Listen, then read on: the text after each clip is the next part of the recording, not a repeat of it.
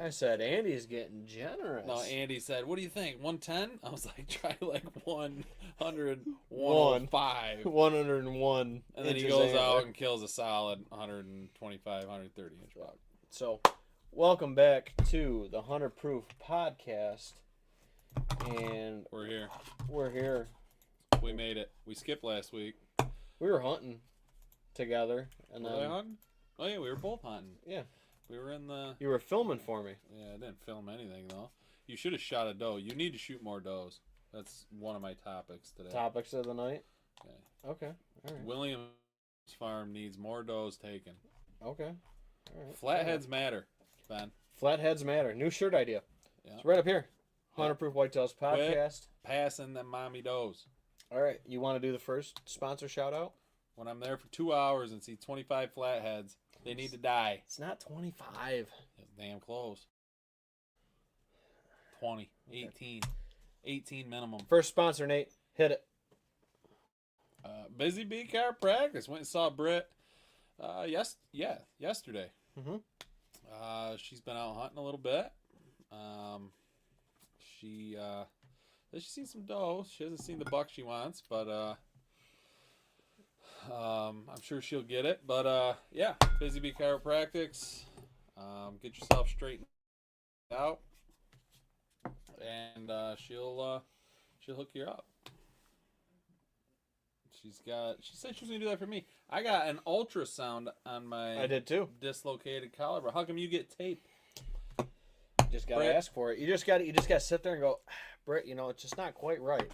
She's like, all right, hold on, let me stretch that, put a little tape on it, stretch that, put a little tape on it. Maybe I'm just pulling the man card too much. So, yeah, I'm just too much of a bitch. Busy Bee Chiropractic. Go get yourself straightened out. Shoot straighter. With Dr. Britt. Feel better. Dr. Britt. Thank you.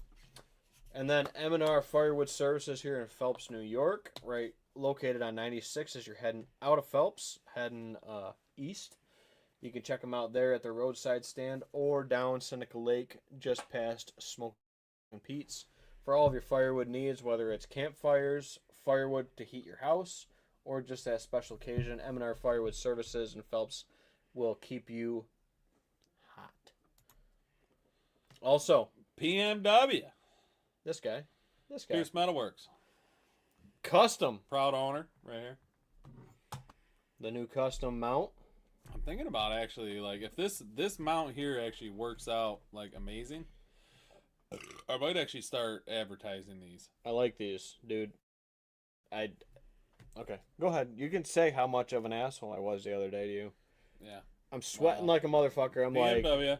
Message Ben, I made this amazing strap mount. The Richard mount, which it was decent. It was slimmer. It was lighter. It was a little more convenient, I guess, than a lot of the stuff on the market that you see now. I gave you a little criticism, constructive criticism. In-field criticism. Yeah, real time as I was trying to get it strapped onto the tree. He was not light about it. He'd be like, yeah, man, I mean, it looks good, like, everything's cool. He's like, but, it just kind of, like, doesn't hold up. No, he didn't say that. He just, like, it sucks, it twists everywhere. I'm like, God damn it. I'm like, this guy, he's over here texting me, you get my mount done yet? And I whip one up for him. I was like, it fucking blows. So I had to re-engineer everything. PMW came out. With the minimal mount. Minimal mount. Yep. But you have to have the PMW arm to go with it, because no other arm will actually go on it. And if you haven't seen the PMW arm, it's probably better than any other arm you use. Yep. So, that's available if anybody's interested in available. If anybody's but anyways, PMW, all your machining, fabricating needs, give me a call personally. Name Pierce. Find them online at Pierce Metalworks on Facebook. Yes, and we will get it done, and we will figure it out. Yep. So, and ignore my constructive criticism. Also, Heritage Outdoor Sports for all of your archery needs. I need field staff feedback. Field staff feedback. That's what led to this. It's what led to the next greatest thing. It was. I was sitting in the tree stand thinking about it, and that's what actually led to this. I don't know why I didn't think of it sooner. simple, basic. Like we always talk about, dude. What is the basic functionality of it? That simple. It's easy. But I think a strap one for like public land or permission guys maybe. But we Screw it into the whoa, tree. screw it in the fucking tree. Freaking guy. They ain't... Screw it. What are they gonna do? Climb up the tree you were in and look at see if there's any holes in it? No. So Heritage Outdoor Sports in Phelps, New York, for all of your archery needs, whether you're tuning your bow, looking for a new bow or a crossbow, like I shoot because I'm a wiener. No, don't. No. So, Heritage Outdoor Sports has you covered for all of your archery needs. Check them out for all of your everything, literally broadheads, arrows, tuning, you name it. Heritage Outdoor Sports in Phelps, New York will help you out. Also, Phelps Fire Department for hosting our chicken barbecue event. Thank you to them again. We'll probably do more stuff with them in the future. For any event space information, reach out to Phelps Fire Department today.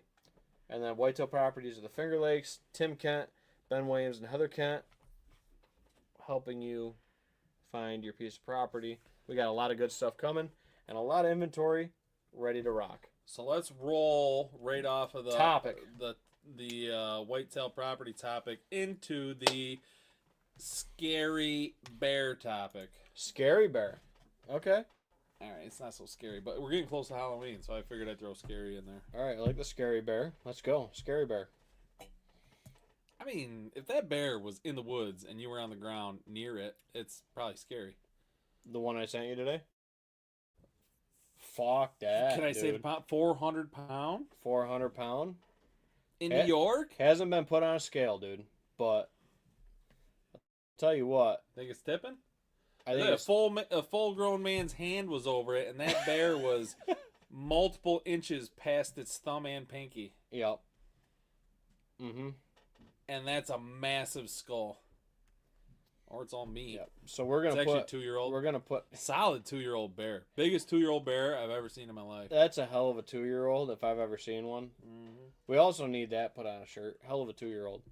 So we're gonna put some up here on the screen. I'm just gonna put it up, and So as you're putting it up, give us a little feedback on what led to you getting the pictures and you. Sure. I know you're multitasking. It's difficult. I'm running the board, running everything. So, buyer client of mine this past year, we bought a property. I am here. What do you mean you're doing everything?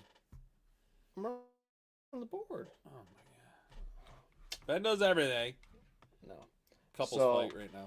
Bo Hunt says 115. 115 what? Bear? 115 inch. It's always 115. I don't think it's a New York deer. I don't think it's 115 is honestly a solid bet on any deer killed in New York. Oh yeah, 100%. Unless obviously it's not. But so we have a piece of property that I found for a buyer. We looked at multiple properties. We found this one. They loved it. We put an offer on it. Got the property, locked it up, closed before hunting season. Like picture perfect timeline. Long story short, dude, they've killed 2 bears on this property already. This is just outside Corning. I got permission to share this before I put it out there. So this bear is huge. Okay, so that picture doesn't do it justice here. That's not a good angle, but should have took his wedding ring off for the picture. Damn it. Okay. Damn it. Give him a little break. So beautiful bear, big sow. So we'll give the full kind of story with this. Big bear. Did a girl shoot it? No. Oh, all right. So his father-in-law shot the bear. Oh, okay, that's yep. cool. Yep. So big. So it's the girl's side. See, I had a feeling. Yep. Yep. Wife's side of the family. So if you look at this really close, guys, you can see double ear tagged. Awesome. Like everybody's like banded duck. We're talking a double ear tagged bear. on this property. This is the second bear that they've killed on this property so far. Beautiful bear. They're thinking 350, 400. This guy's hands are bigger than mine. That was one of the first things I said to him. I was like, gosh, man. When we shook hands when we were looking at the pieces of property that day, I was like, this guy's got big hands. This bear is huge. Ben has small hands. I have small hands. No, he really doesn't. But yeah. Ben doesn't really have small hands. I just got to contradict everything he says. Yep. So that's my job. So this property, just over the Steuben line, just out of Chemung County, big bear. They killed one that tipped the scales just over 200 pounds right in the beginning of archery season. They shoot the second bear. They're thinking 350, 400.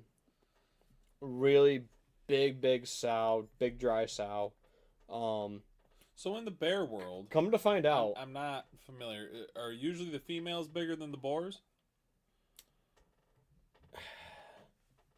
It depends. Depends on how old they are. I feel like in a bear world, the males got to be bigger than the females. Yeah, so like I think there's predators. I think there's a lot of big males out there, but I've never seen a bear in the field from the stand. I've seen them like in my black bear class I took in college. Have you ever had the urge to kill a bear? Have you ever looked at a bear and you're like, I would love to shoot that bear?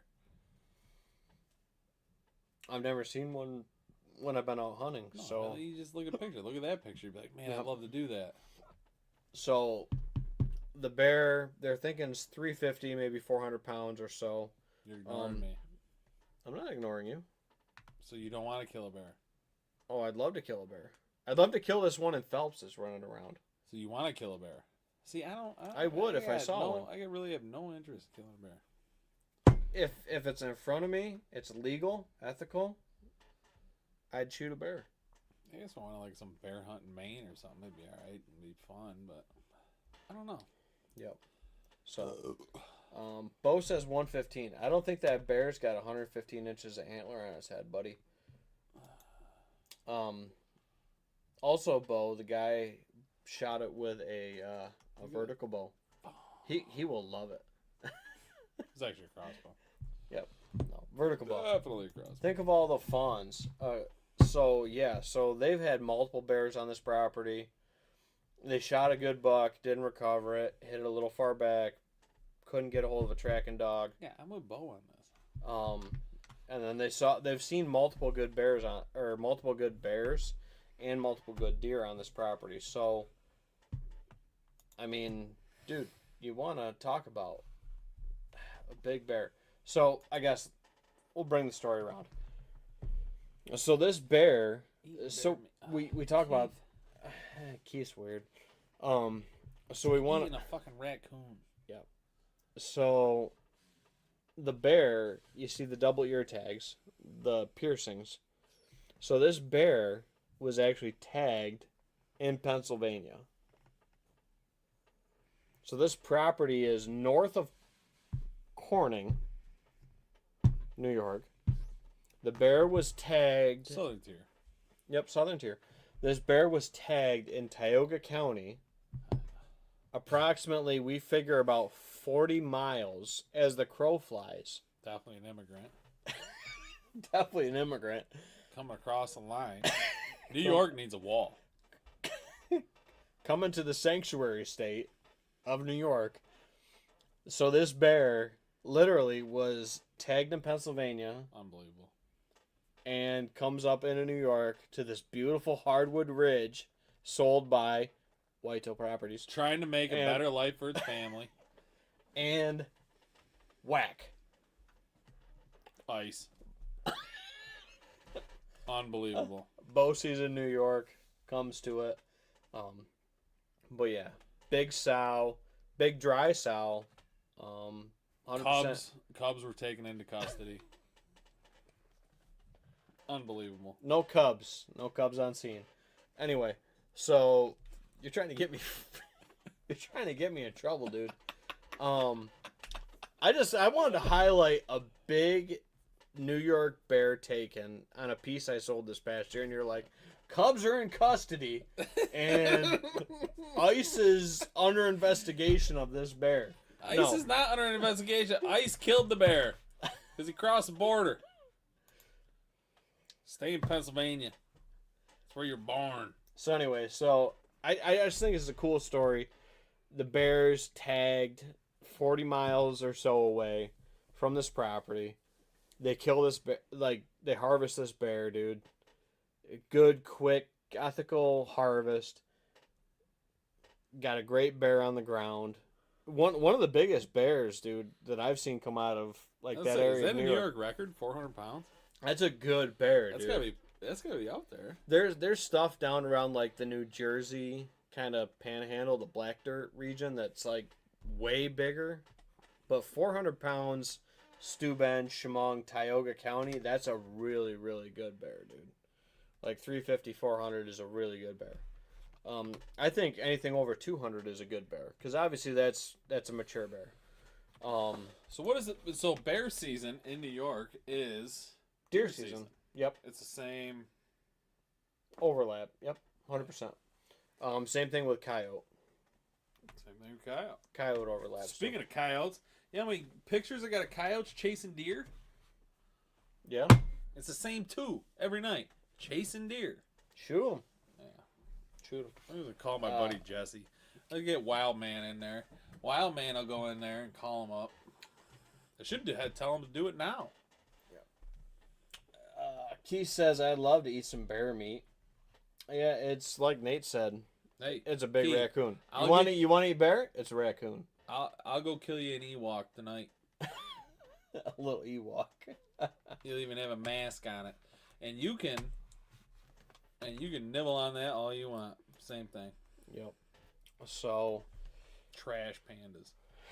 Little trash pandas. So when I was talking to Josh today about that, my buyer from down there, my mom was on the phone. She's like, so what, is bear good? I'm like, well, it depends on what they're eating. Bear's fine. He's like around 100 pounds, slim. Okay, yeah. So when a bear got his medicine in, it's good to go now.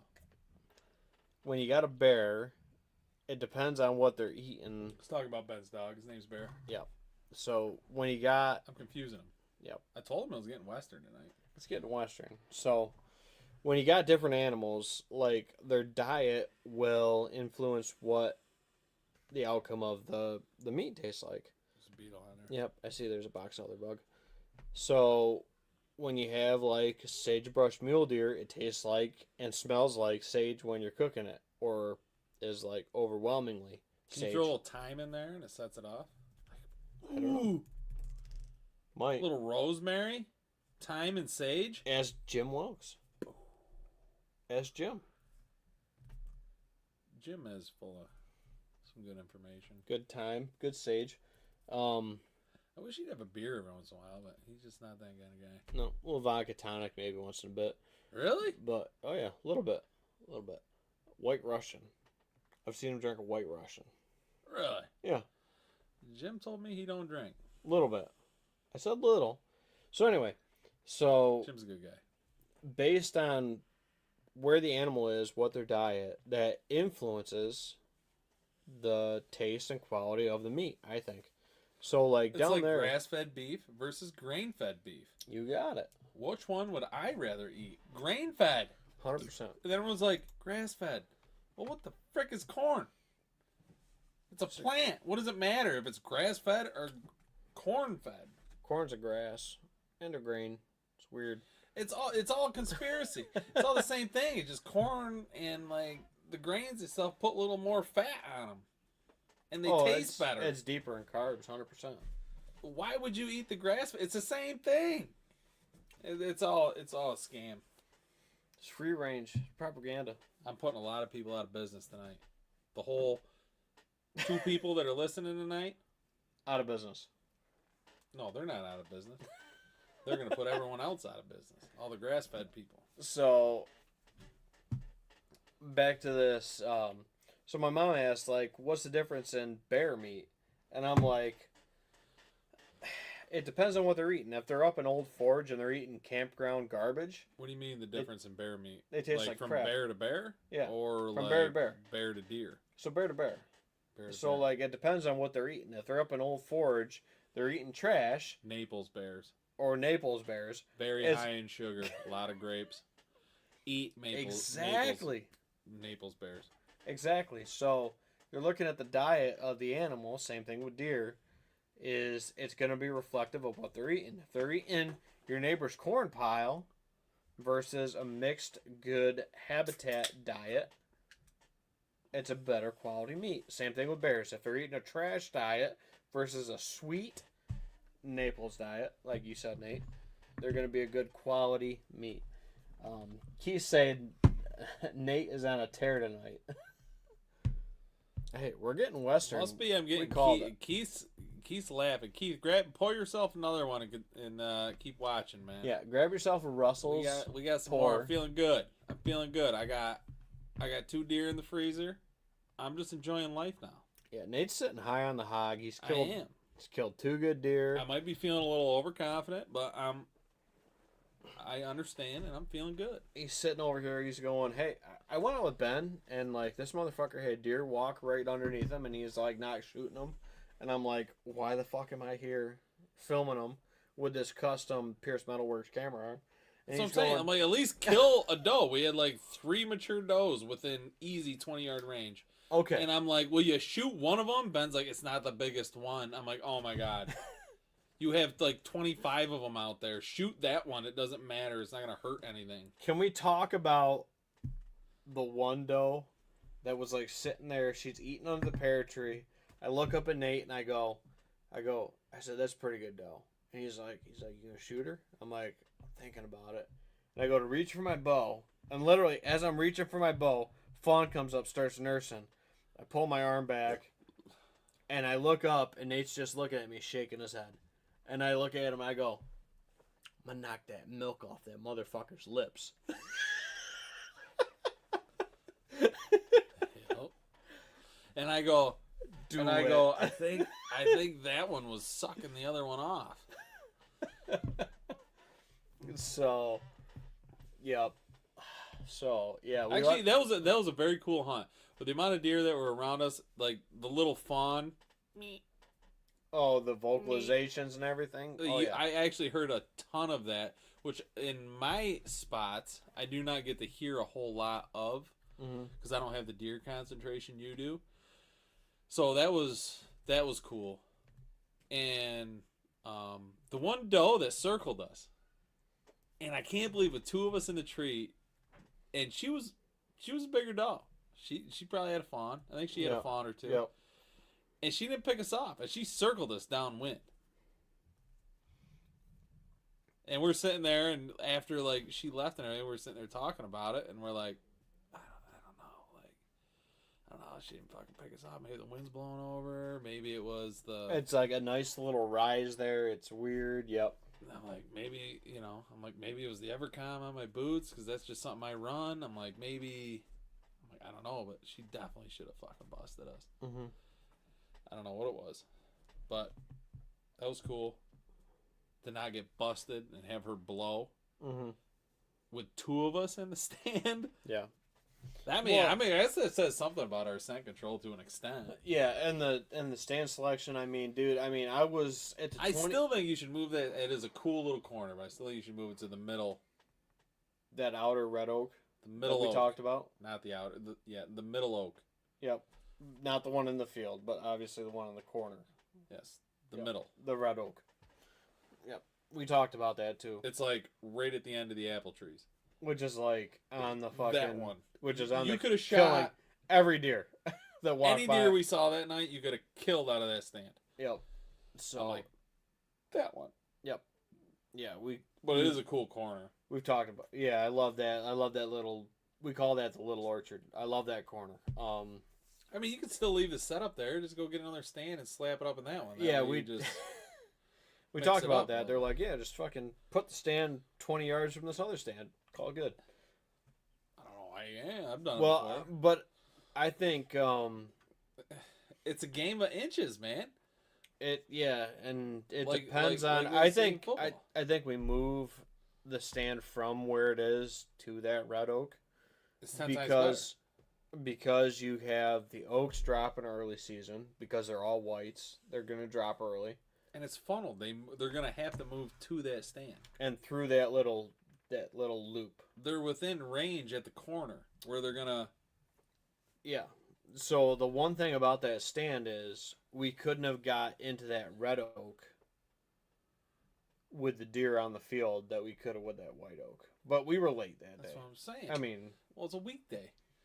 Yep. That's what I'm saying. Leave that one. If there's deer in the field, climb up the white. Yep. If And then if not, go 20 go yards more. Get to it. 20, 30 yards, jump up in the red. Yep. No, and I've talked about that for a bit because then you can shoot under the white. You can probably almost shoot under the red oak in the field. And you can shoot up the hill. Keith says, you're the man, Nate. You tried really hard. I did. I tried really hard all the time. He's got a buck down, doe down. He gutted a deer for a free deer, I heard. I don't know about a free deer. I said I get cut a deal. Oh, a deal. Yeah. It's the... I don't know. Never had a deer processor call me and ask me to gut a deer. That's a new one. When you told me that, you're like, I'm going to gut a deer. I'm like, oh, you killed one? He's like, no. No, I was caught up in a fence. Some farmer gave it to the guy? Sure. The guy does great at cutting up the deer. I love the... I like DP's cut. Yeah, we should tell him. Yeah, that was awesome. Give us a free deer. We'll shout you out on the show. Sponsor. Just a little recap. Spin it back. We're gonna spin it back a little bit. So we got the bear. Yep. Bear was cool. The deer. And the deer gut. That was odd. Daryl, if you're listening, I appreciate it. Thank you, Daryl. Thanks for making me your call guy. Good people. Yeah, Daryl's good. Good people. So, what'd you say? You poured me the bond, you said? Yeah, Bond and Lillard. So I had a couple topics. Seeing things are getting a little slow here for 5 seconds. Now, I'm not against this. I'm not for this. And I feel like it's definitely in every hunter to an extent. But why do we number our target bucks? Oh, I like this. Okay. So if you have... Explain. Hold on. Let me just get through my thing. Yep. So let's say you're hunting a piece of property and you have Ray Lewis over there. Oh, Ray. Now that deer, I swear to God, 5, 6, 7, 8. Never seen a neck on a deer like this. Unbelievable. But either way, getting a little off topic here. A little Ray Lewis action. So let's say you're at your hunting property. You check your cards. You got cell cams. You're looking through your card. You know, we're getting close to season. You have the bucks that you would like to get a shot at. And, you know, you're sitting there and be like, okay, this is the biggest rack. Mm-hmm. This is number one. Or this is the biggest body. I would love to kill this deer. This one. That's number one. Or this deer. Biggest body, blah, blah, whatever. And then you go down the line. Okay, I have, let's say, 3 deer. 3 bucks. 3 shooters, yep. On my 100 acres that I can hunt. I feel like it's a good round number. Mm-hmm. 100 acres I can hunt. I got 3 deer that 3 bucks that I would like to kill. And I'm talking New York. And number 3 gives you your first opportunity. It's on the list. Why would you pass him? Why I don't understand why you would rank. I don't understand why you would rank the deer. Sure. I don't know. I don't understand that. So I guess that's why I'm bringing this up. I like that. I like that idea. So I agree with you, and that's why I always have the serial killer board, which is not filled out. I was talking to my buddy about that the other day, and I'm like, my serial killer board's not even filled out yet. And he's like, what do you mean? I'm like, well, like all my deer that I'm going after. And he's like, you don't have one? And that's what brings me back to your point. Is like, you don't have one you're going after? And I'm like, no, like there's a couple bucks off of all the properties that I hunt There's collectively, dude. It's like if this deer walks in front of me, There's no slammer. yeah, there's no like slam dunk buck slammer. Yeah, exactly. There's no obvious number one. Like everyone in the blocks after this buck. Mm-hmm. You know what I mean? Yep, all good, solid bucks. I mean, the buck I saw the other night, Hank. I mean, great buck. Would have loved to shot him. I would have put a fucking arrow on him if he would have come out and give Was me. he 125, 130? Yeah, I think he's probably low 130s, maybe 135. You know, real good 8, grade 8, fucking grade 8 point. Solid buck. I see him, dude. I put the binoculars on him. And he's what, 4 or 5? He's 4. He is at least 4, if not a little older. So I saw him that night, and I'm just like, dude. I'm like, put the binoculars on him. I'm like, that's Hank, and he's rubbing a tree, making a scrape, and I'm like, and it was like hand on the bow. There was no second thought. There was no like, he's number 2, he's number 3, number 1, whatever. He's on the list. He's on the list. Boom, done. Bang. So, I've never put like a number 1 on the hit list for me personally. It's always been like, this buck's on this property, this buck's on this property, this one's on another property, this one's on the other property. Right. Kind of so, thing. so let's twist it a little bit. Yep. Let's say you have the slammer Oh, the on guy. your piece. The The guy. guy. Like, he's pushing 150 plus. Like, this is the guy. But you also have 130, 115, but they're all roughly 4+ In that years age. old. 4+ years old. Yep. All 3 of them. And that And that you're like, shooter they're all, category. They're all solid bucks. Like, it's just, Mm-hmm. you know, this one just happened to have the fucking Superman genetics. And one of 1 or 2, one of that 115 or that 130, let's say that 130 walks by you, and you know this guy's still alive. The man. Mm-hmm. What are you doing?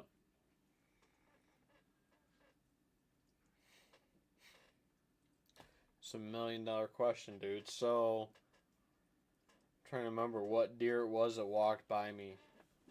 The year I was I'm after, saying, I mean, I think we've all done it to an extent. We've passed that deer.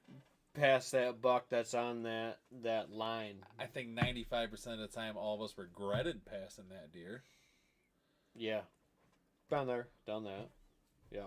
So, But you're rolling the dice on that 5% on so I did that. Superman. I did that with a 3-year-old one time, and there was a much better buck out there. There was like a 150-inch buck out there that I was after, and there was this really weird, gnarly. Ended up being a buck we called Charlie Brown. Really gnarly, non-typical, and I'm on video, and this deer's walking through. I got a buddy filming for me, Tony Drams. He's filming this buck, dude, coming through this little side hill. Right in shotgun range, like 65 yards. This buck's coming through. Just moseying. Frosty cold morning. Buck's moving through. Clockwork. Like it's supposed to Yep. happen. And he's like, you going to shoot that deer? And I still think it's probably the biggest deer I've ever passed. Like, with the opportunity to shoot. And I'm like, no, I'm like, that bigger deer's out here. Fast forward 2, not 1, but 2 years later, the neighbor ends up killing that deer. Charlie Brown, the one that Tomes ended up shooting. So, dude, it happens. There's risk and reward. You know, I mean, I've barely been on. I don't think I've been on the. It's always. I don't think Are I've been on the you- rewarding end. I Are think you the a neighbors. gambling man, or are you more of a play it safe man, Yeah. So. or woman, whatever, Yeah. So. person? Or, I don't know. I mean, the play it safe was probably Shoot that buck. shoot that. I was gonna say the buck on the That end fucking that buck that you Yep. pat. Play it safe would have been like, he's a good one. Boom. I'm done. there. Yep. So. I'm a play it safe guy. Yeah. I'm a. If the buck is on the list, he dies, and that was how it was with the buck on the end. You know, Hornet. We talked about that on the show, dude. We're like, if this deer walks by, we're like, he's a tweener. He's a 4, we think, maybe 3. Ended up being 4. He comes out the night after Nate shoots. Rocky, I think. Rocky, yeah, that was the night after you shot Rocky. We took pictures of Rocky. I went out and I'm like, we're still on this cold front bump. I'm gonna go hunt this deer, and boom, he shows up and I shoot him. So, I don't think you skip your shot, dude. I think that's. I don't think so. I've skipped shots before and it never worked out the way I wanted it to. Not with Like, nature's supposed to happen in a certain way in my mind. well, it's got a certain role. It's got a roll. Sometimes, you know, it goes in your favor. Sometimes it doesn't. Like, Sure. the old saying, what goes around comes around. Mm-hmm. Just keep that balance. You know what I mean? And I feel like it just works out better. But I don't know. I thought that was an interesting topic. Like, are you passing your number 3 in To hopes try to go after the that number you're 1? gonna shoot your number 1? So that's and we talked about that last show, dude. We're like, if this you buck's and on the me list, are, I know a lot of people, controversial, whatever. I feel like you and me are age hunters. I'm a 3.5 up guy on my piece. You're a 3.5 up guy, unless it's the family farm. Then you're 4.5 up. Mhm. And I feel like that's solid in New York. And something that I feel like a lot of people have forgotten that you and me talked about a little bit ago was the basis of QDMA. And everyone loved QDMA. And now it's NDA. Some people are like falling off. Some people are on board, whatever. Yeah. You know, it's split now. But the basis of QDMA was just pass 1.5-year-old bucks. That's it. Just let them walk and see what happens. That's it. That's all QDMA was. That's all it was based on. Mm-hmm. And then that QDMA turned New York around. Turned a lot of hunters around. And that's the only thing it was. It had, you know. It's not about shooting 170s or 5-year-olds or 7-year-olds. Don't get me or Ben wrong. Trust me, we would love to kill a 170 if we had one on camera. Still waiting. Still waiting on it. But it's just, you know, you set it up. We try and judge them by their body size, and we try and judge them by their physical features or their history and stuff like that. And we're like, all right, yeah, I kind of know that deer. All right, you know, that deer's got, you know, really big brisket on him. He's got a throat on him. It's Ray Lewis. he's got a little sway in his back. Like, he's got a really long snout. I don't know. Like, you just kind of look at him and you're like, he's definitely 3.5. Or he's the best buck on that farm. And then you look at the rack. I mean, honestly, a giveaway for me is if he's got trash, he's 3.5. Yeah. I mean, Plus. a 2.5-year-old with trash is pretty uncommon. Mm-hmm. Very uncommon. I agree. So if he's got trash, he's 3.5 plus. Mm-hmm. In New York, I mean, that's the only bucks I know.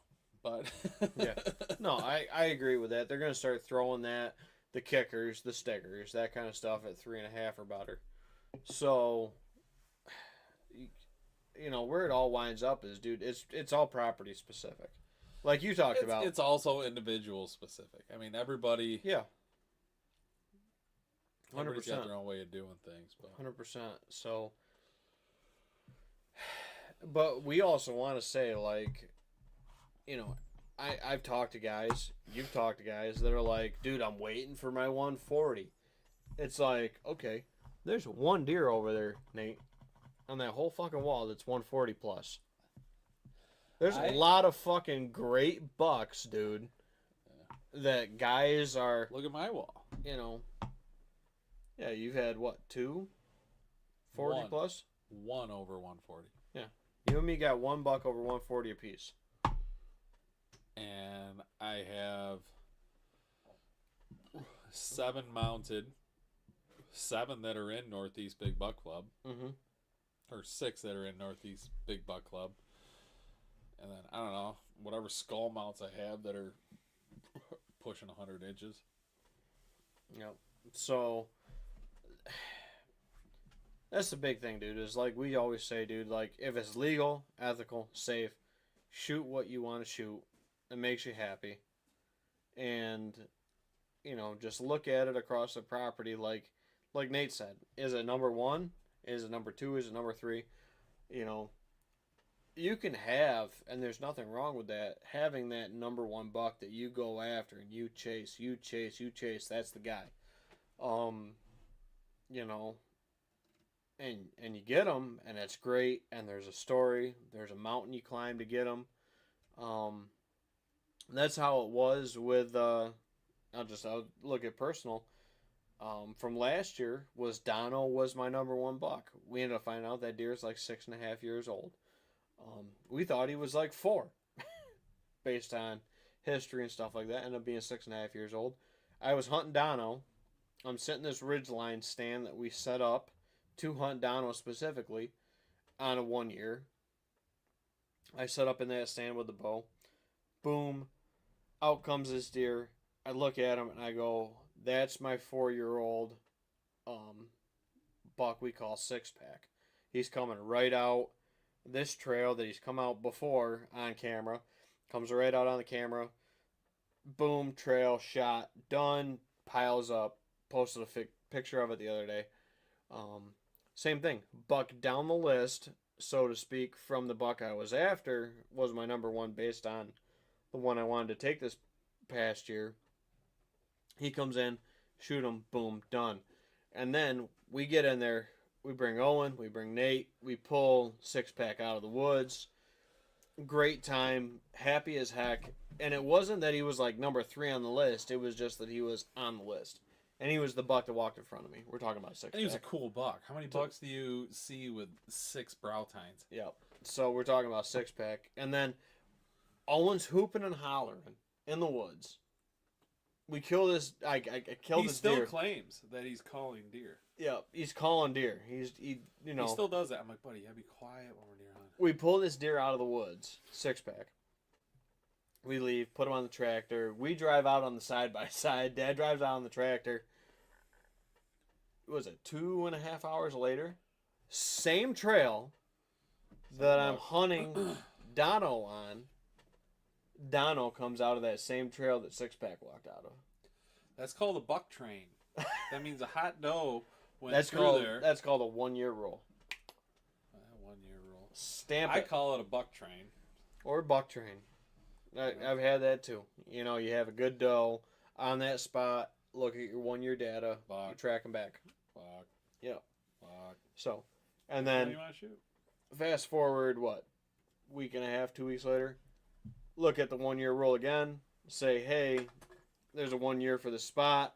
Dono should be in there. Boom. Give it to Dad first. Want to throw this out there. I give the opportunity to my dad first to go sit that stand that night. Yep. Of, what was it? Was it opening day or second day? Opening day. Opening afternoon. Yeah, but you shot Dono east side or west side. Yep, I did. But I threw that out to Dad. I was like, dude, this buck should be here. Go set it. Wind's right, go set it. And he was like, no, go set it. I was like, okay. Boom. I was in the stand 45 minutes. Called Dad. Dono's laying dead right in front of me. It got a little western, but Dono's laying dead in front of me, just like he was supposed to on the 1 year. So looking at that historic data, dude, and not, to go back to your point, not ranking them 1, 2, 3, 4, 5, is your list. If a buck is number 3 or 4 or whatever it might be on your list, if that's the buck that gives you that shot opportunity, that might be your opportunity for the year.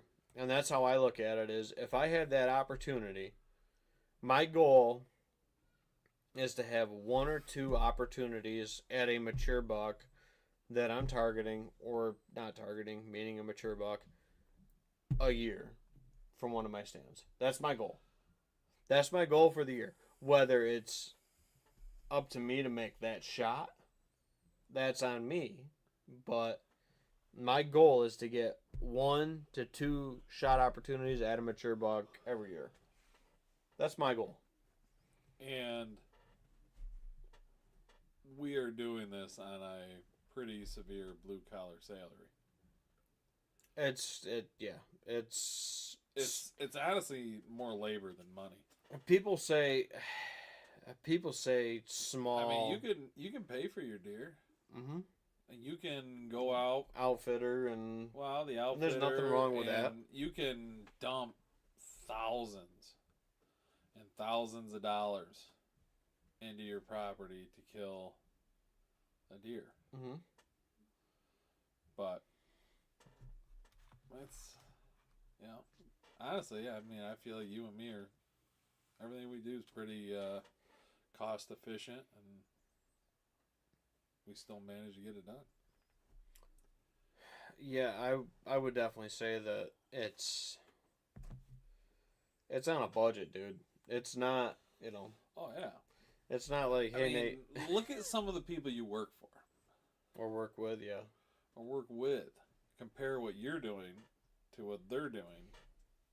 Mm-hmm. You almost have to become smarter to be successful. Yep. You have to.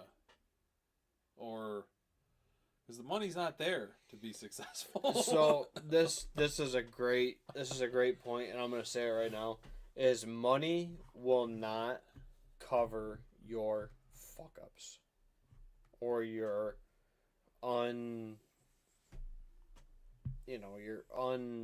unrealistic design of a property. Money does not cover that. If your hunting strategy is not sound, money does not cover that shit up.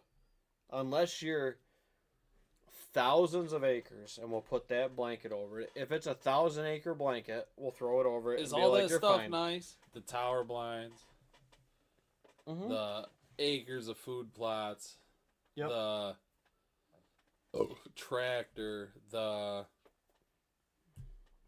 you need it? No. Just learn how to hunt that animal. It changes. That animal's environment. Yep. In his home. Become an assassin in his home. He doesn't know you're there, and figure that out and kill him. Become an assassin. That's all you got to do. I like it. You know what I mean? Yeah. It's like, you don't need all the fancy stuff. If he's there, figure out what he's doing. Become a psycho. You know what I mean? You and me talk about this all the time. Your psycho killer board. Yep. Me and the pond deer, Dave's pond deer that we talked about that he kills, that we talked about on the show numerous times. Dave's pond buck. Dave's time. Yeah, you got to get into the.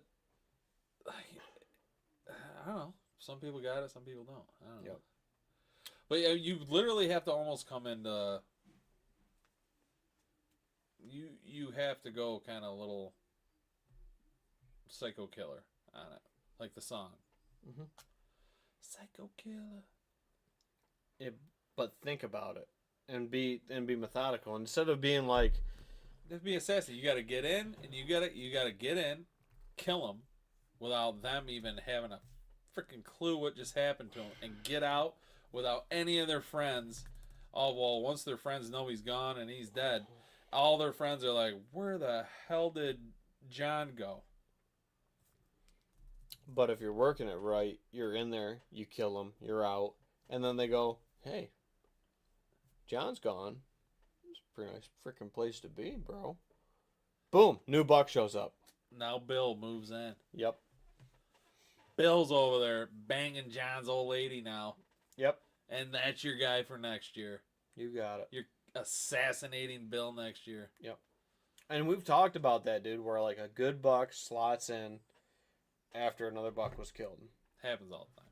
Happens all the time, dude. Like good bucks go back to where good bucks get killed. You know, it's like a pecking order.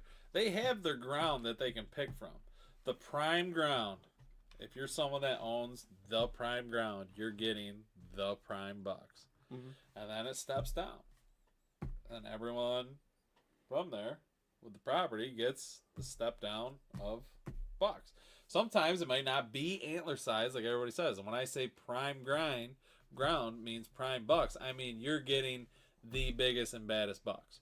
I mean you're getting 4-year-old, the bullies. The 3-year-old. You're getting the bullies, the guys that will, the alphas. Mm-hmm. If that clears any, they're on the prime ground. Sometimes the bigger deer are on the outskirts because they're not the bullies. Yep. But so that was topic number 1 I had. We're pushing it. 52 minutes. We got 8 minutes. Going topic 2? Topic number 1 was pretty good.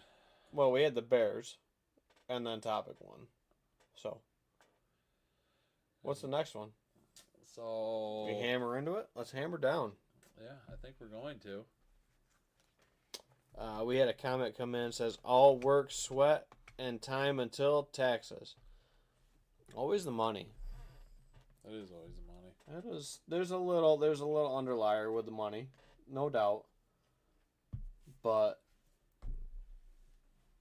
yeah, I love Ryan. I just got a text that who had that bear encounter? Wilkes. Let's go run his dogs over there. Anyway, we're getting distracted. Next topic. Because Nate had a whole list of topics. I did, and then I left my list in my truck.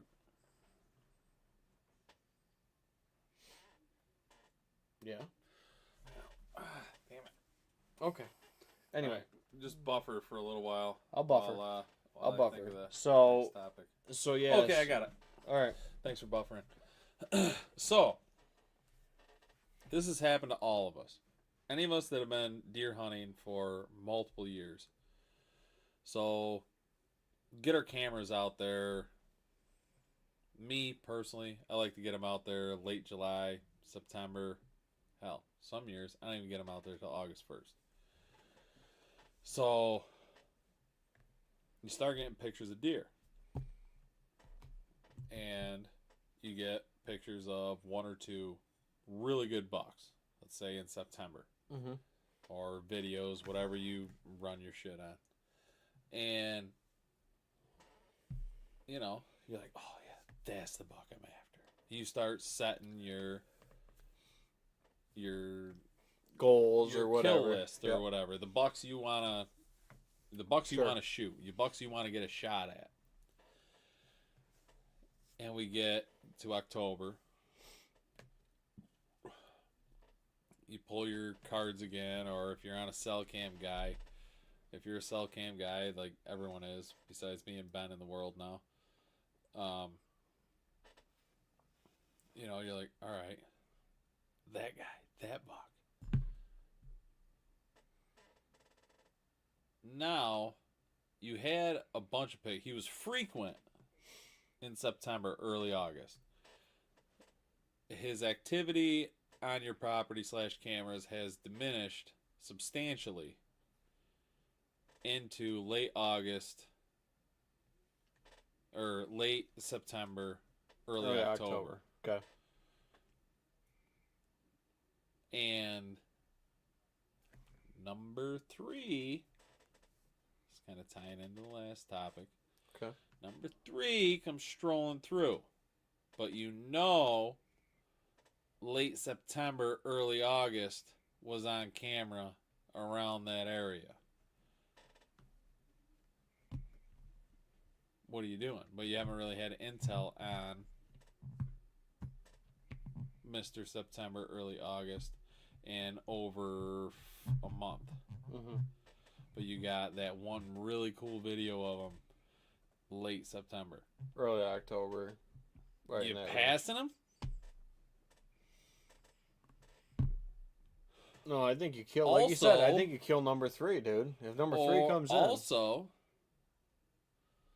what, what? I don't know. Kill number 3. That's what I would do. If he's on the, so that's the thing, dude. If he's on the list, and you don't have, and I've never had the buck to chase either, but if you have, multiple bucks on your list, and one of the bucks on your list comes through, you kill him. Right. Like that's never been a hesitation. Like it's never been like, well, he's number 3. So you have a on my specific list, buck you want, but and you lost intel on him. Let's say over the course of a month, like he's disappeared. He either got hit by a car, left, or whatever happened to him. And now we're in the hunting season, and he's nowhere to be seen, and you're passing up number 3. All right, we'll say number 3, or number 4, or whatever. Or a tweener, whatever you want to call him. Okay, let's say this guy that you were looking at was 130 inches, and you pass up 120. Yep. Because you had pictures of this guy in September. Why would you do that? So I'll go back to that old phrase as, don't pass a buck on the first day that you end up wanting to kill on the last day. If that's the buck that you would kill on the last day of season, there you go. Kill him on the first day of season or anywhere in between. You shouldn't have that. You shouldn't have that excuse. When the opportunity presents itself, take it. I would 100% agree with that and echo that, dude. If I that love what you just said. That's exactly the answer I was looking for. Yep. The buck you would not kill on the first day, you better not kill on the last day. Yep. Just because you haven't killed a buck doesn't mean that buck you passed on the first day of season or whatever is the one that you pass on the last day of season or shoot on the last day of season just because you're like, well, season's over, da da da da da. If you passed him, pass him. And I mean a legit pass. I mean not like it's last light. He's out there at 45 yards with my bow. I'm going to let him go. I'm talking past that son of a gun is walking. Or you missed him. Or you missed him. That's not a pass. A miss isn't a pass. A miss isn't a pass. I'm talking that deer's walking through 17 yards. Be a man and own up to your mistakes. Chip shot. That buck's walking through and you go, no. That's pass. Versus, like you said, whiff one over the back. He's out there at 50 yards. I passed him. Shoot one on. You did not pass him. No. You saw him. So, like I said, the deer you pass on the first day should not be the buck you shoot on the last day. Make a shirt. Make a shirt. We need to start making shirts. We need to start making some slogan shirts. I like these. So, yeah, I 100% agree with you. But again, same thing. If you put that buck on your list, you say number 3 or 4 or whatever it is. If these bucks fit depending on how privileged you are. Privileged? 3 or 4 shooters on one property? God damn. Multiples. Whew. I'm talking multiples. That's a hell of a property. So I usually have 2, 3. That's about it, dude. It honestly, even multiple pieces, like we talked about. I hunt what, 80 acres? You hunt 250. We're about the same. 3 to 4 total, shooters. yeah. And it's funny. And then we antler size. And then we have one on the lease. That just the lease just kind of floats out there. There's a definite number 1. I have a score to settle with that motherfucker. Settle with that guy. I'm going to go in there with my muzzleloader, and I'm going to kill that bastard. I sent a picture to Nate, and I'm like, your bro's back. I told you, his neck looks like he has wings. It's Ray. You ever seen a guy with lats that goes up to his skull, down to his end of his shoulders? It's this buck. He has wings. He could fly with his neck. That's Ray. I was almost thinking about starting calling him Hulk. Hulk? Ooh, I like Hulk. So You had Shrek for a while. we never named him last year. We just called him the Big 8. I know. I was going But off not- the but not- linebackers. But not like big, like No, he's a rack 100-inch deer. He's 100, he's 110-inch. he's 110-inch deer. Bo, 115, baby. 100%. Maybe He's not right even. there. Nah, not he's even. definitely not 115. He's 100-inch, but I guarantee he's like, I'm going 5 years old. I think he's 5'6". I would go 5'6". That deer, his neck is so freaking big. Could you pull that picture up? Yeah.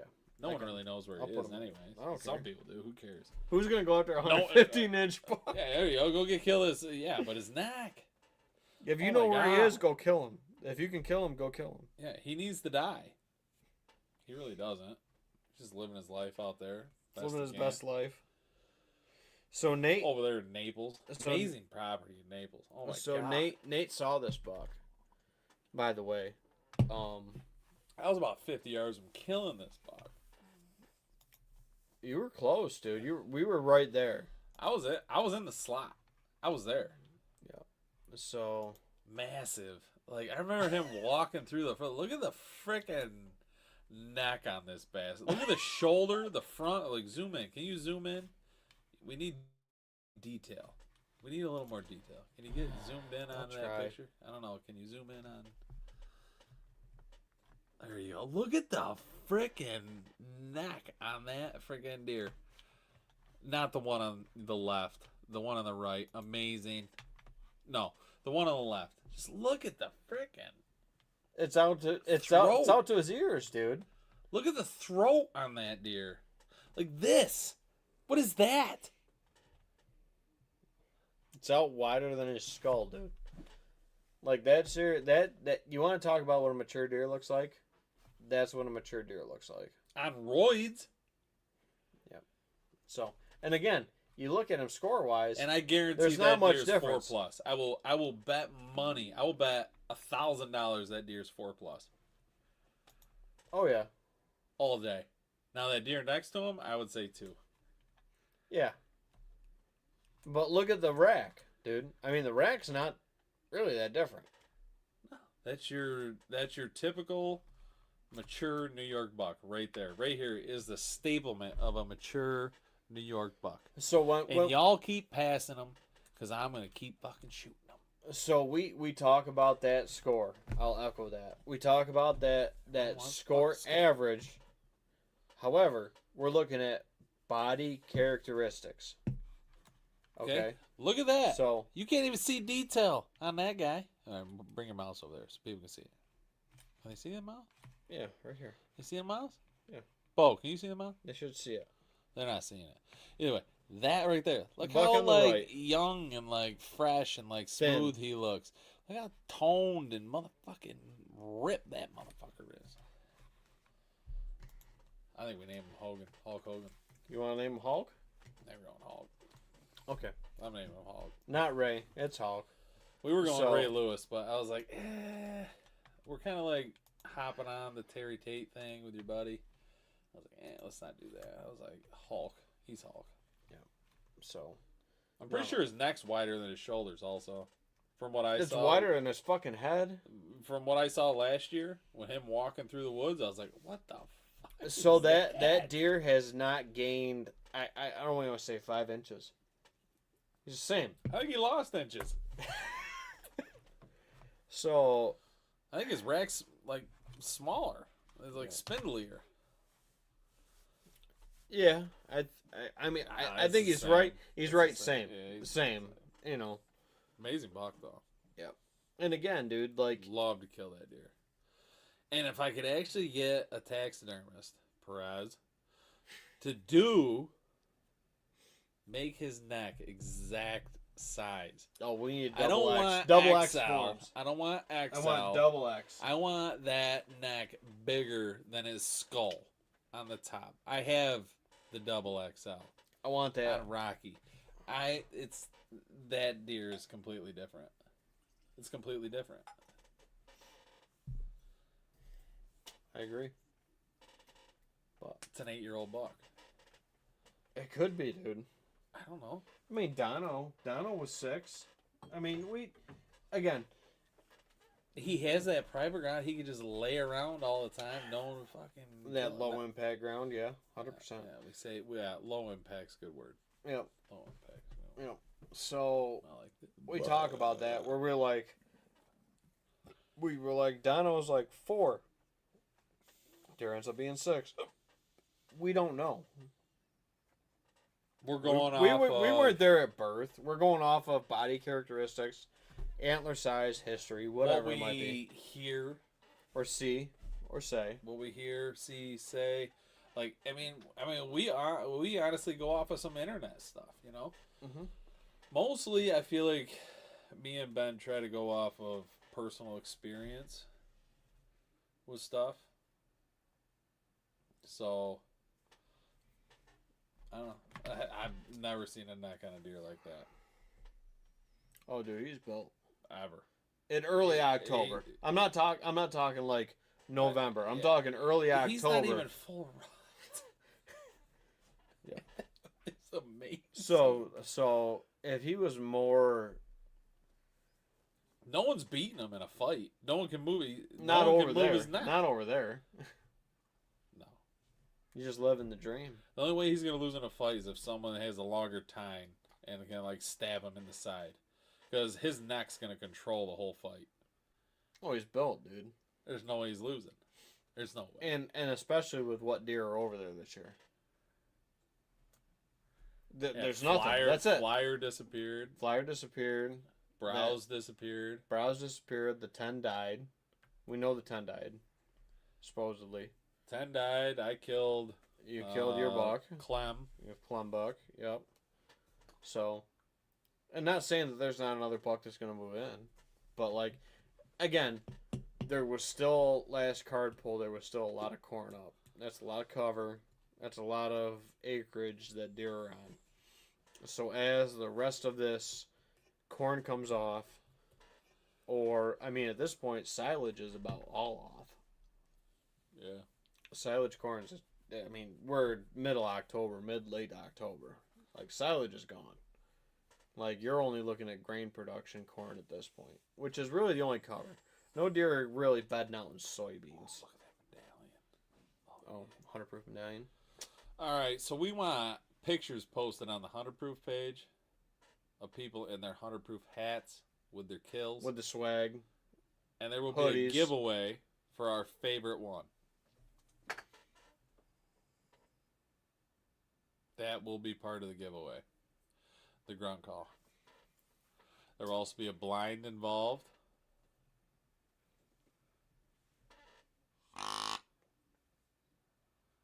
I like this grunt call. Nate hates this grunt call. No, I'm serious about this. Yeah, I am too. But Nate doesn't like this grunt call. No, I'm just stuck on my mad calls, man. I don't know.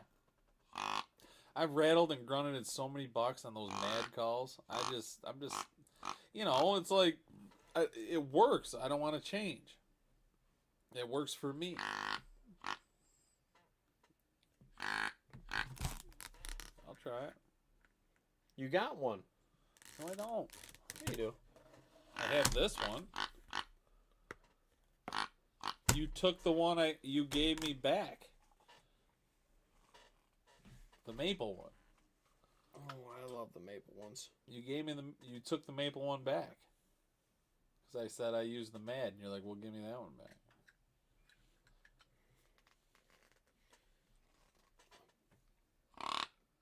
There you go, that's better. Nate's like, I like that. So you gotta play with the reed, dude, and like go with what sound works for you. Better. It's better. You just gotta play with the reed. Play with the reed. Now, can you get the low tick? You gotta have a low tick. Lower. No, one. So how has that? You need to have a.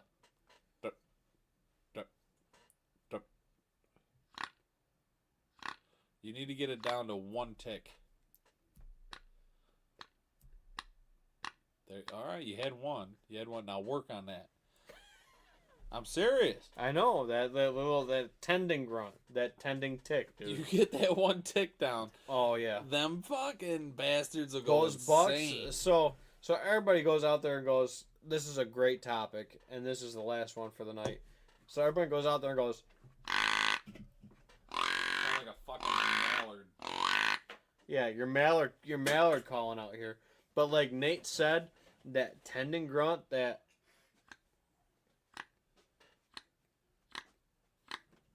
tick tick tick. And adjust your call or whatever you can, or just figure it out. Air pressure, whatever, hand placement. You got to figure it all out. However where your call you can works, just make one tick. That tick tick. So if you've ever had that buck that's out there with that doe, doesn't matter. I'm not saying This is a trade secret, by the way. Yep. So I'm not talking. We don't really like to give this out. I'm not talking that 4-year-old, 5-year-old with a doe. I'm talking that any buck with a doe. If she's right and he's with her, she's doing that like Nate said that. Bucks do it too. That like you're ticking like a clock, almost. Yeah. When he's with her, it's almost like that grunt that he's not. Does almost have a little more wheeze to it. Oh yeah, yeah. But definitely. Man, if you had it right there. That tick. Yeah, you had the tick right there. Yeah. So and again, every grunt's going to be a little different. So pull that call apart, play with your read and with your thing. But if you got that.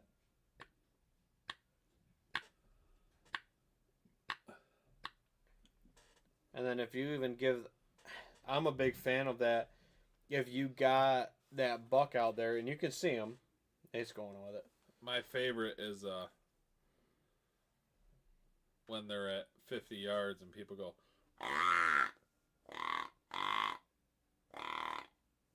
Deer don't fucking do that. No, another deer sees another deer at 50 yards. It's this.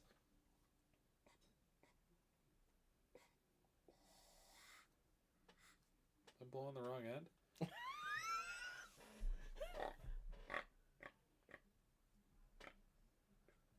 Yeah, bucks aren't screaming at each other, dude. They're saying, "Hey, buddy, fuck you," with their ears pinned back, and they're like, "I run this shit," or "I'm challenging you," or if they have no desire to challenge that other buck, they're just not. They're not doing it. They might change the tone, but it's not like. And don't grunt right at them. Fucking out bugle at him. If the buck's over there, grunt that way. Make him sound farther away than what he is. Maybe that buck will make a move. Mm-hmm. No, and again, grunting in the right situation, like if your wind is blowing over a bedding area, don't fucking grunt at it. Think about it a little bit.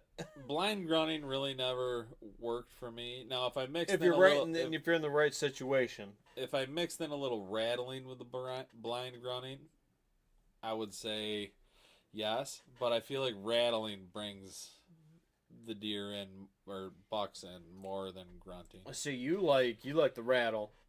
I would more go grunt than rattle.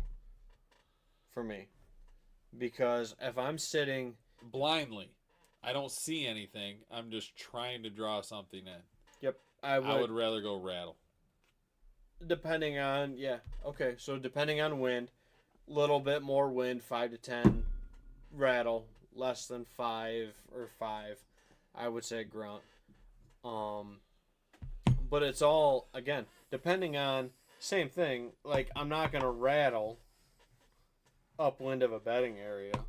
Like I will grunt with that bedding area position, right, too. So like you have to look at your situation where you're calling from if you're calling before you even call. So like I mean there's only been a couple bucks over there that I've called in. I would say that I called in. And then how often do you call in between? So if if it's the right situation, right scenario, I'm calling maybe Hot and heavy rut. 15, That's the situation. 15, 20 minutes maybe. If I'm not seeing deer. If I'm seeing deer, I don't fucking touch it. Why? What if you're seeing bucks cruise or does filter through? Why the fuck are you calling? Because I always did every half hour. That's a good time frame too. But if you're seeing deer consistently, why would you call? And that buck that's in that upper age class, why would you try to call to educate that deer? That deer is most likely, not always, but most likely, depending on where he's coming from, going to try to circle down to catch the wind of that situation before he approaches that situation. Or if you're in the absolute right situation and he's upwind from you, he's going to come into that situation and go, I can't see a fucking deer right now. So you have to look at the situation where you're calling from with multiple angles, meaning, does it fit right now for what I'm doing?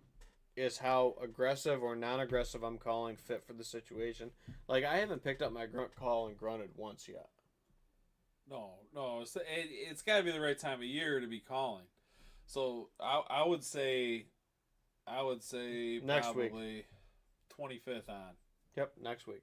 Start Boom, rattling, done. start blind grunting, rattling, stuff like that. Or being willing to, and again, early season, I might grunt at a deer if he's. And I don't do it about every half hour, every 20 minutes, roughly. If it was, right situation. Yep. So, but again, deer are 100% different. I some grunted. like controversy, some don't. Some like that aggressive frame. Some don't, dude. Like Donald, he was not aggressive at all. Donald wasn't aggressive. You could grunt at that deer, he wouldn't turn. Curly was the same fucking way, dude. Curly, the year before I killed Curly, I grunted at him. I think 2 different sits. That motherfucker pick his head up, he'd look over that way, and he would turn and go the other way. He was not a fighter. And again, no broken tines, no nothing. Just a straight 100-inch, 115-inch, 8-point. That's him. I think he went 118. Or whatever he was. I don't know. So, but I mean, even before that. So, like, he's sub 120 buck. What did he age out at? 5.5. So, same thing.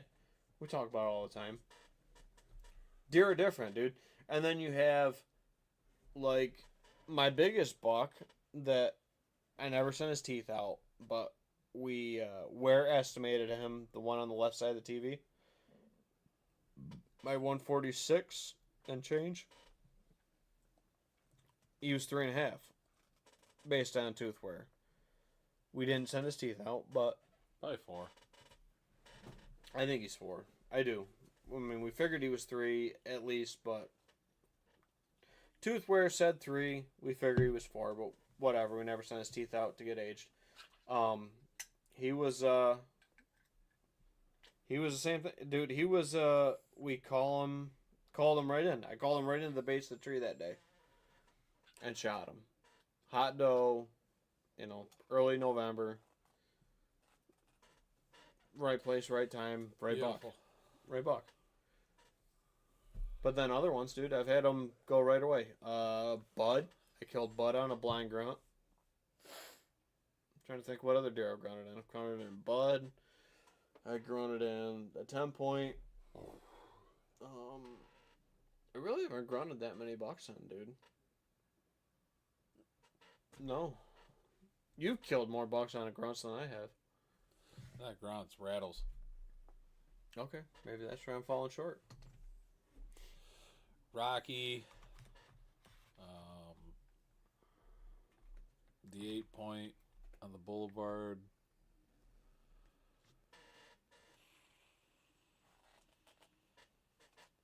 the 6 that's skull mounted in my barn.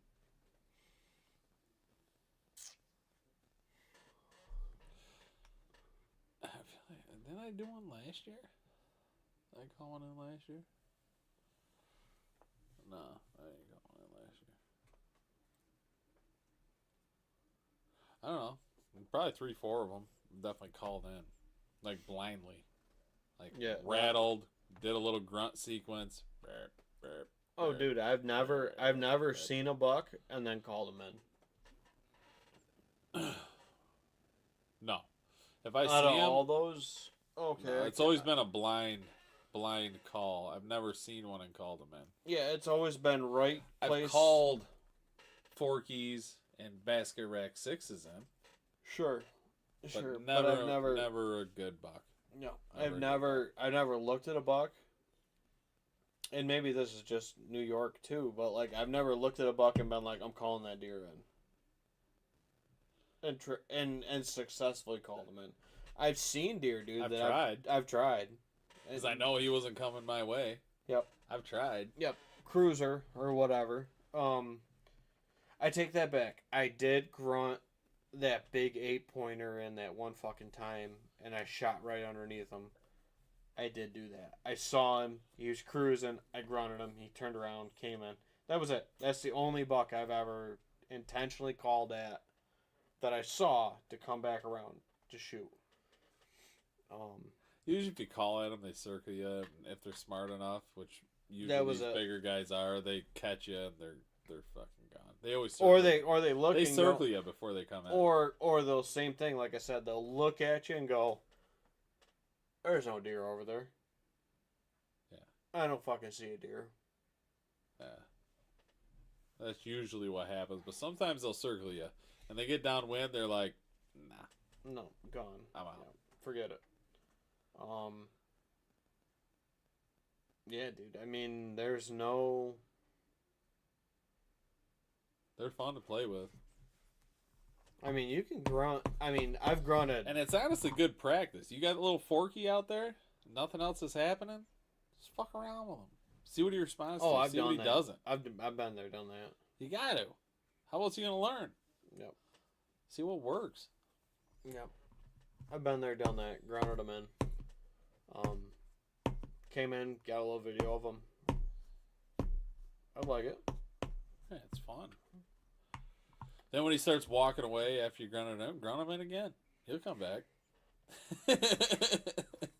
He's stupid. It's just like, fuck it. Call him in, let him leave, call him back, let him leave, call him back, shoot him. Fuck it. Maybe that third time he came in, he tripped a trigger. But no, it's all situation dependent, dude. Like, there's stands I won't grunt out of, and there's stands that I'll sit there and if my wind's good, my thermal's good, or whatever, I'll grunt all day long. Literally. So it all depends. I got a couple guys I'm working with right now, trying to teach them about thermals, wind direction. It's amazing how many people don't know north, south, east, west. And then how confused they get when you said, well, it's a north wind. They think the wind's blowing and they go, north. And they go. They think the wind's blowing north. I'm like, no, the wind's coming from the north. Yep. That's how that works. And they're 30-something years old. Or more. Or whatever. Yep. So. Amazing. Little hour and 25-minute show. Good? Yeah. Wrap it up. Okay. Let's get out of here. You gotta work on your tick. You need to bring me. I need to bring my mad call out and show you how it's done. All right. Fine. All right, guys. So, thank you to all of our sponsors. We'll get the end video tied up before the end of the show. We'll give them a quick little shout out. We got Busy Bee Chiropractic, M&R Firewood, Fireworks. Firewood. No, Firewood. Yep. Pierce Metalworks, Phelps Fire Department, Heritage Outdoor Sports, and the Finger Lakes team of Whitetail Properties Real Estate, as well as your Hunter Proof Whitetails podcast.